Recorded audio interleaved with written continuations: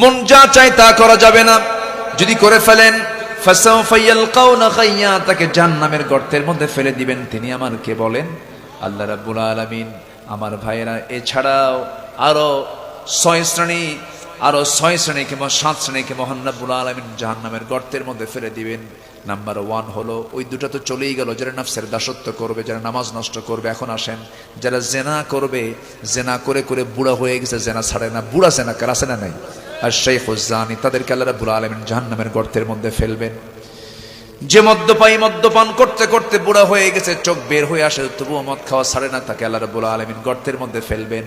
Number 3 হলো সুদখোর, যে সুদ খেতে খেতে পাকা হয়ে গেছে, সুদ খাওয়া ছাড়ে না, সুদের কাছে যাওয়া যাবে না, সুদ খেলে ওই গর্তের মধ্যে ঢুকাবেন। তিনি কে?